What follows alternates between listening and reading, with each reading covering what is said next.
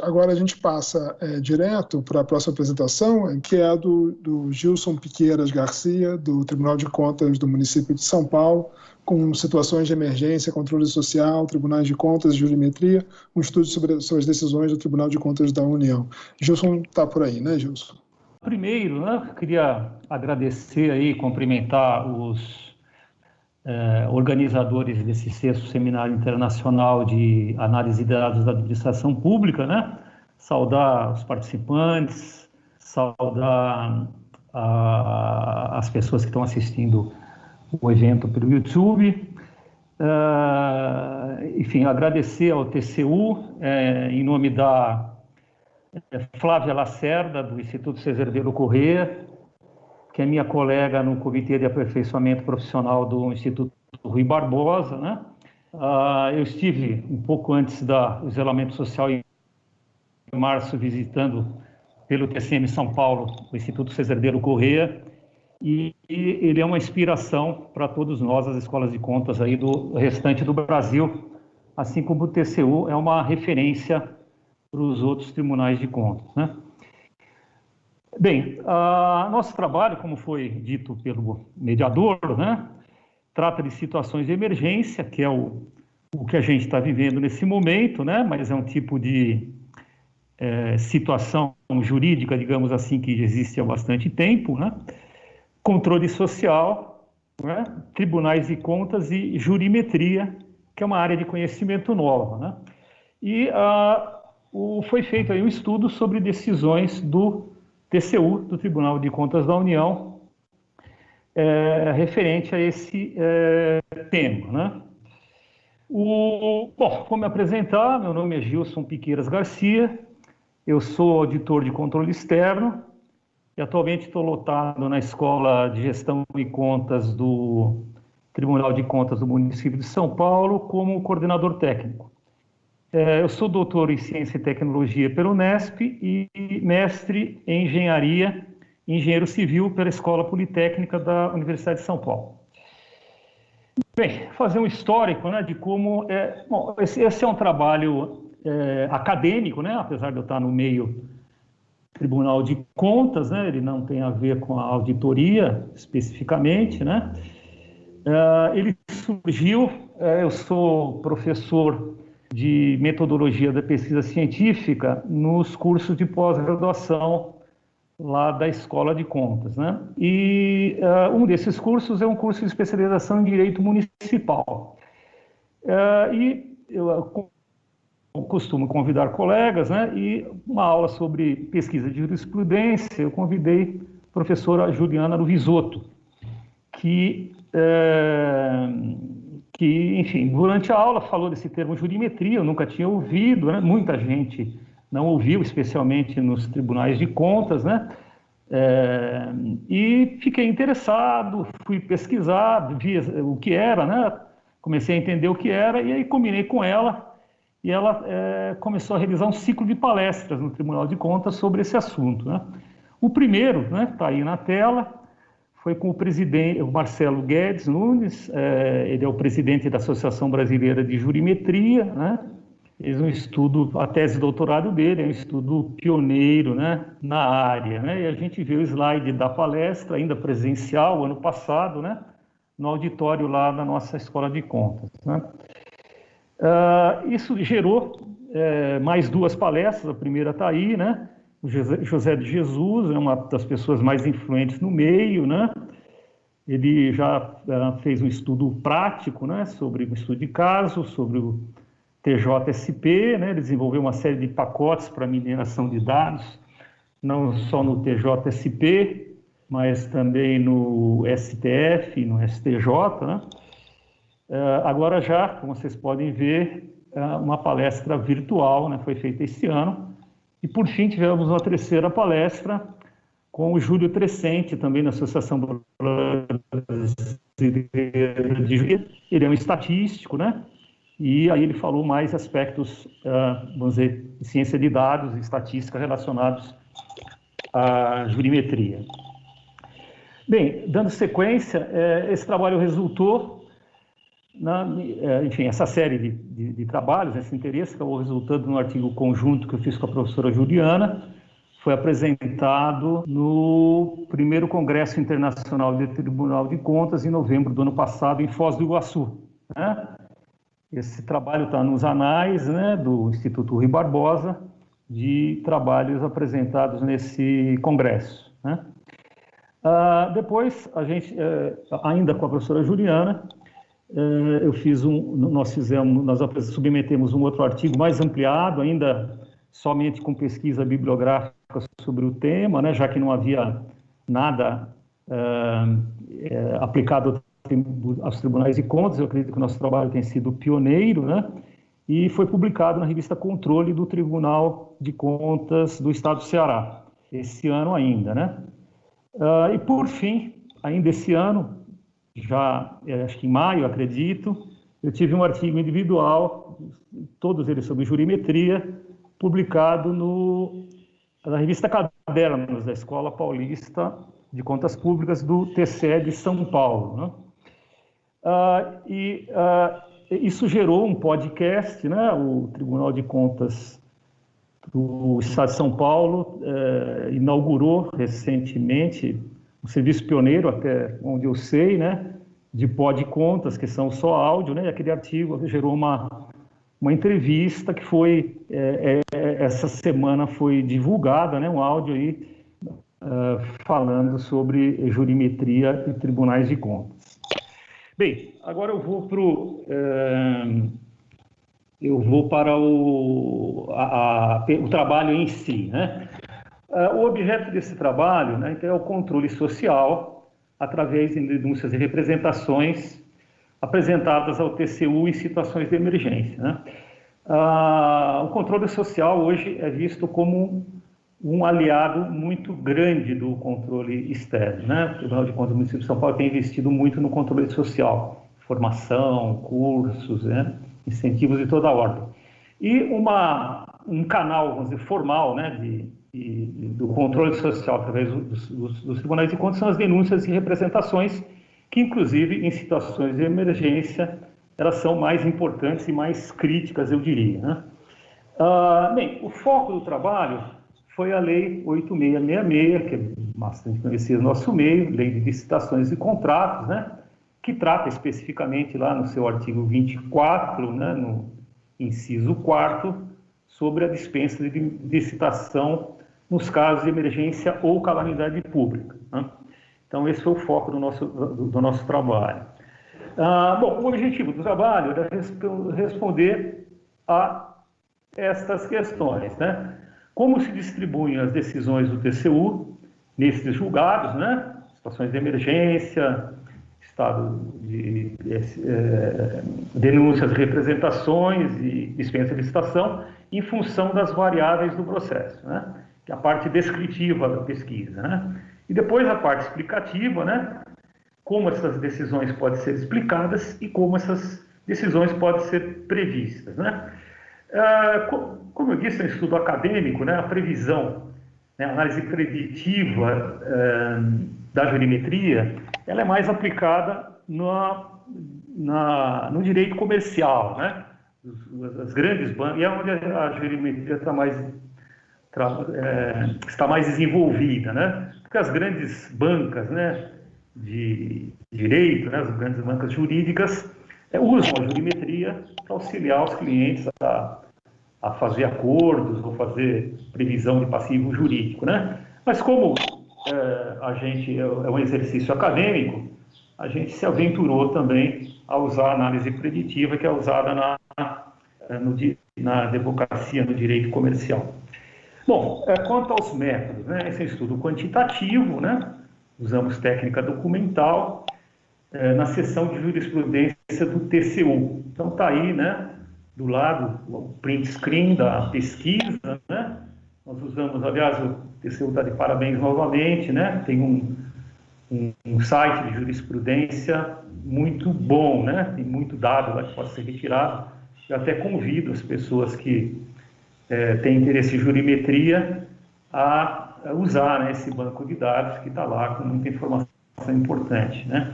Então, foram usadas expressões aí, palavras, né? Emergência, emergencial, calamidade, calamitosa, né? Ou uma ou outra, e dispensa de licitação, que a ideia era só filtrar os processos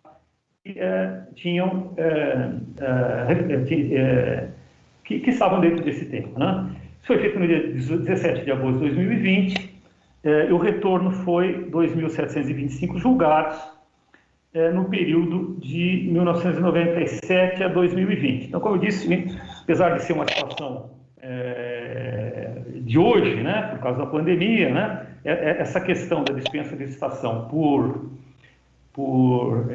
citação de emergência já existe há bastante tempo no mundo jurídico e tem um intervalo de tempo grande, aí, 23 anos, que a gente pode estudar, né, que é próprio dos estudos de jurimetria, estudar grandes intervalos, né, grandes bases de dados para, vamos dizer, tirar conclusões mais consistentes. A análise de dados foi feita, então, através da jurimetria, que é a estatística aplicada ao direito, né? Então, nós tivemos aí a estatística descritiva, também chamada de análise exploratória de dados, né? Onde foi estudada aí as distribuições das diversas variáveis do processo. E a parte explicativa, onde nós usamos a regressão logística, e aí nós construímos, através da regressão logística, um modelo explicativo e um modelo preditivo. Bem, foi usado, né, para fazer aí o tratamento, a coleta, tratamento e análise de dados, o software estatístico R, né, a versão 4.0.0, eu acredito que atualmente esteja na versão 4.0.2, né? Então, naqueles 2.725 julgados, foi aplicado o primeiro filtro, né, para separar apenas os processos do tipo denúncia ou representação. Então, nós caímos aí para 606 acordos, né?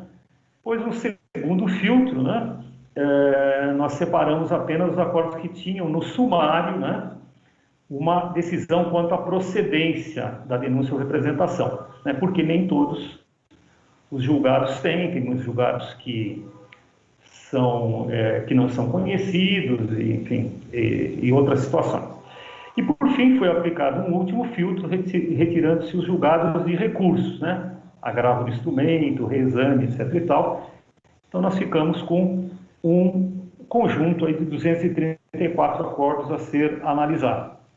Bem, a estatística descritiva, a gente colocou alguns histogramas aqui que foram feitos através do R, né? Não é nada sofisticado, mas acaba, por muitas vezes, dando informação aí importante, né, para os próprios tribunais, né? Então a gente vê que o número de decisões procedentes é bem maior que o número de decisão pela improcedência, né, das denúncias ou representações. Aí temos cerca de 30 julgados pela improcedência e mais de 200 julgados pela procedência, que dá para ver que uma grande parte, né, uma grande maioria das denúncias e representações, elas, enfim, tem uma referência sólida aí, né?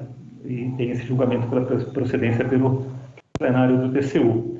Enfim, também fizemos aí uma análise descritiva por ano do processo. A gente vê que tem um pico, né, em 2005, 2006, depois tem uma queda, né?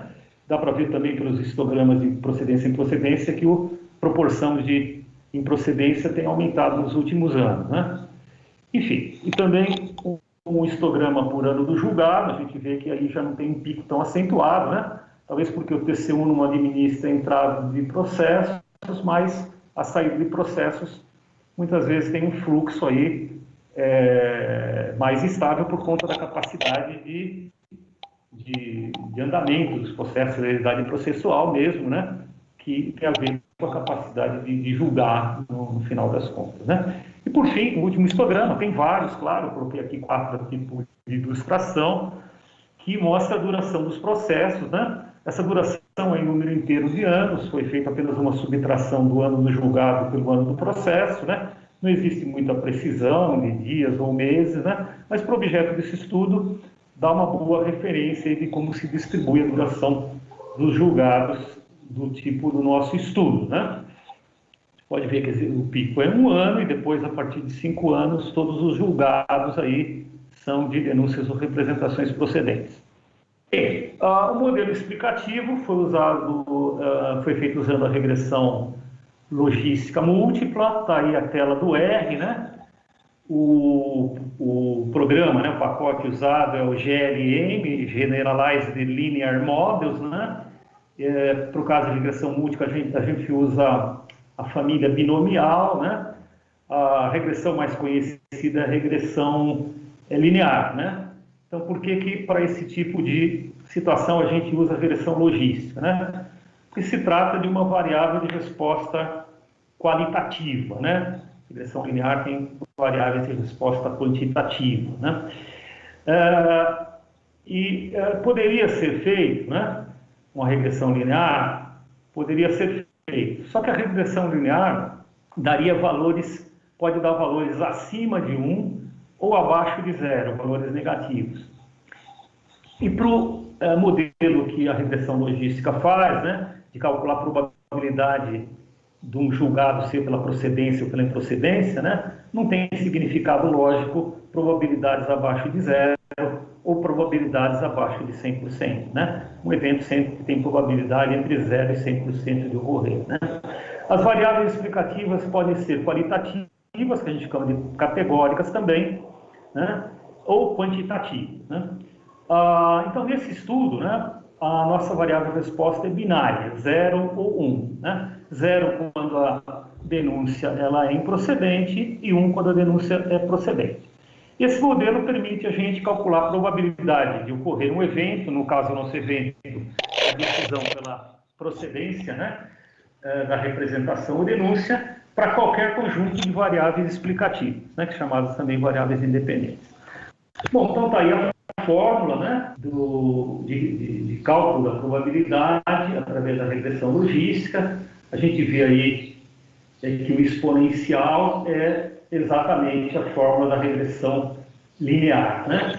Então, aí do lado direito está o gráfico, é uma curva em S, né? Na regressão linear, é uma curva reta, né? Como todos sabem, e a gente vê aí que os valores possíveis, né? De serem calculados, né? De serem resposta, né?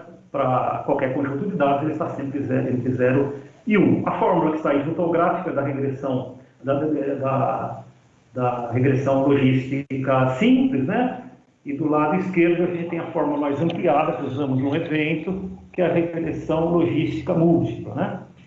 Então, como foi dito ali no slide anterior, a gente, né, com esse modelo, tem a possibilidade de calcular a probabilidade da representação de denúncia ser procedente para qualquer conjunto de variáveis, né? E os beta, né, de beta 0 aí a beta P, são os parâmetros da regressão logística, da mesma forma que a regressão linear também tem parâmetros. Enfim, no nosso modelo, então, né, no nosso estudo, a gente usou esse modelo de análise, né? A decisão é uma variável resposta, né, categórica, 0 ou 1, procedente e procedente. A duração, as outras variáveis são todas explicativas, né? A duração é a única variável numérica, né, que, como a gente viu no histograma, pode ter de 0 a 10 anos. O tipo de processo é uma variável categórica com 2 níveis, denúncia ou representação. O relator também é uma variável categórica, que de R0 a R21, né, são 22 relatores que foram listados na pesquisa, na seção de jurisprudência do TCU. O Ministério Público, ele também é uma variável categórica com 2 níveis, né, e quando o Ministério Público atua e quando não atua, né, no TCU tem vários processos onde o Ministério Público não atua, né? E, por fim, a última é a anterioridade ao Acórdão 1876-2007, que é um acórdão paradigma porque mudou o entendimento, né, de denúncia e representações, né? Antes desse acórdão, quando havia má-fé ou descaso, desídia e falta de planejamento que tivesse gerado a situação de emergência, ela não era reconhecida, né? Depois desse acórdão, a situação de emergência passou a ser reconhecida e o administrador seria julgado num processo posterior com uma suposta culpa ou dolo. Enfim, aí, aqui do lado esquerdo estão os coeficientes da regressão logística, né, para várias categorias, né, vários níveis das variáveis explicativas, né?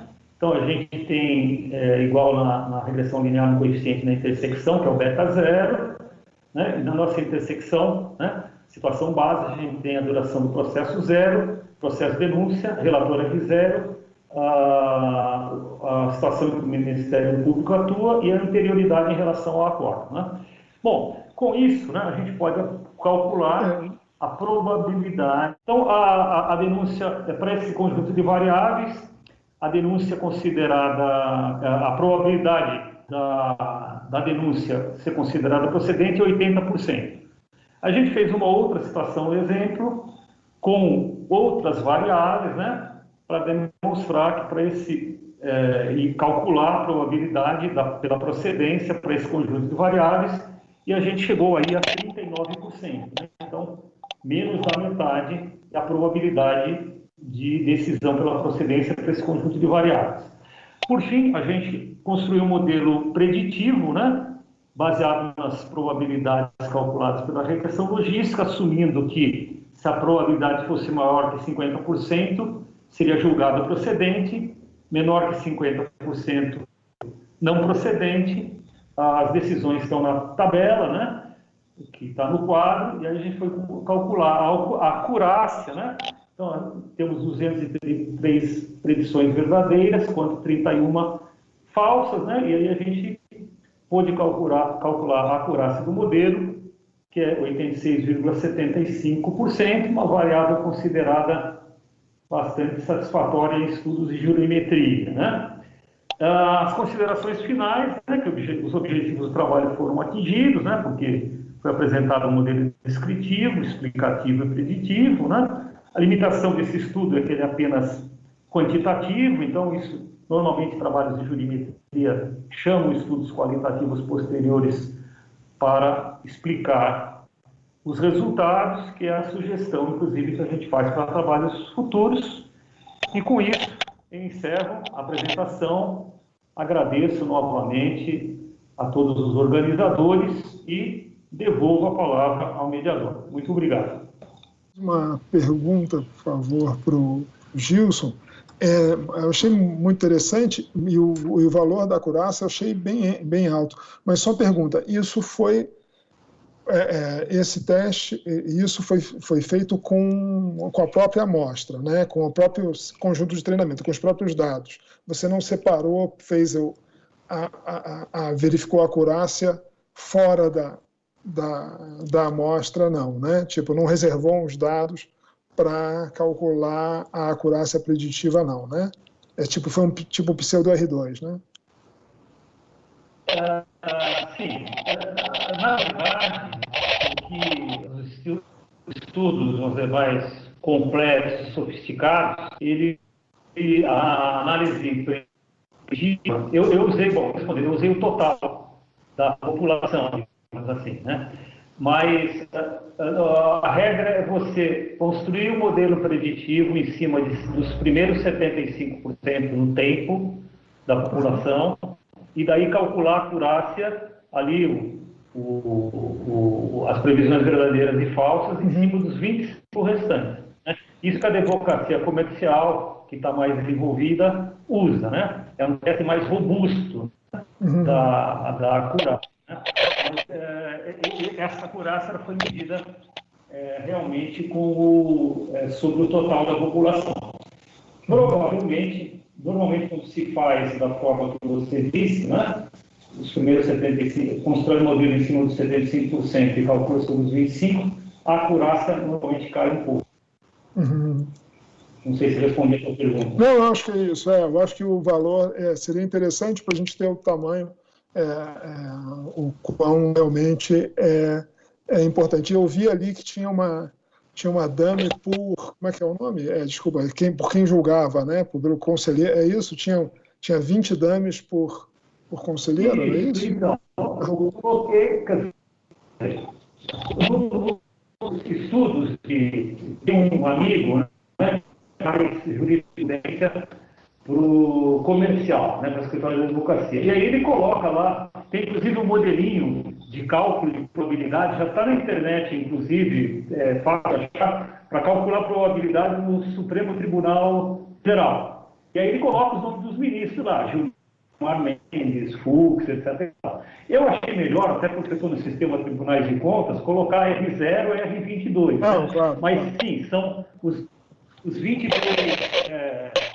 22 relatores que aparecem nessa população de denúncias. Né? Perfeito. Perfeito, mas é interessante, foi significativo, né? Ou seja, tem um efeito fixo aí de quem está julgando, né?